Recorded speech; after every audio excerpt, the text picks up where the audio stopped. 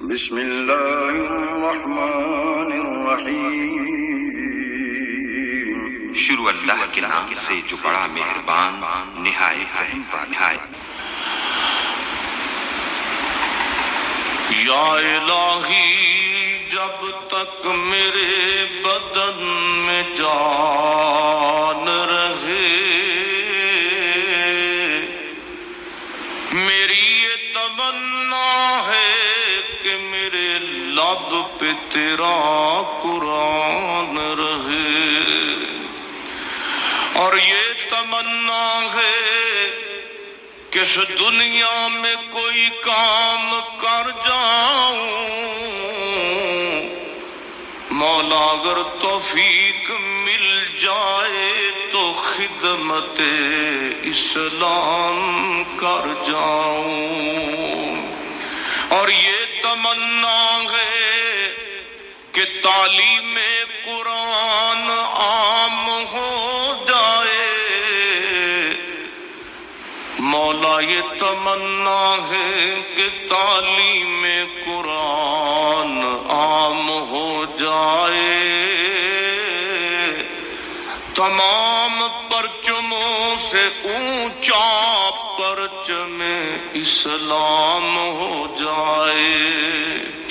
تو رحیم ہے، تو کریم ہے،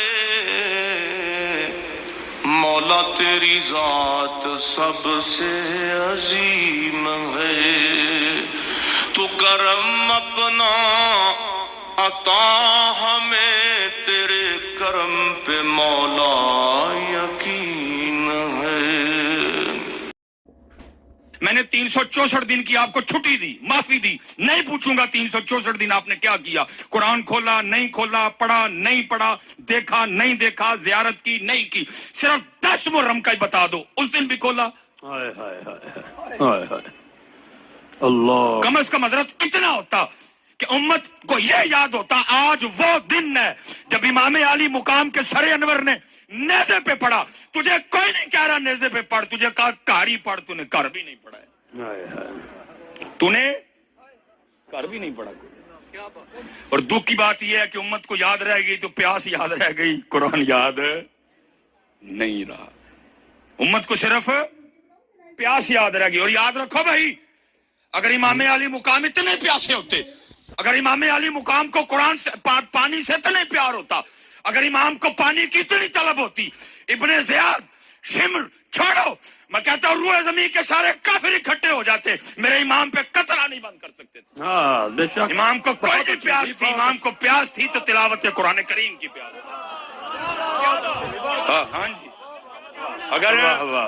اگر میرے امام کو اتنا ہی پانی پیارا ہوتا، اور بھائی میرے امام علی مقام ان نانا جان کے نواسے تھے جن کے غلاموں کی یہ شان ہے، اگر نیل رک جائے، عمرو بن عاص دیکھیں کیا ہے، ایک بالکل کواری باکرا حسین و جمیل لڑکی کو بصورت جلوس لے کے جا رہے ہیں، پوچھا ہے کتنے، کہا جی ہر سال نیل رک جاتا ہے، زندہ لڑکی دفناتے ہیں پھر چلتا ہے، فرمایا پہلے کی بات تھی، اب اسلام آ گیا،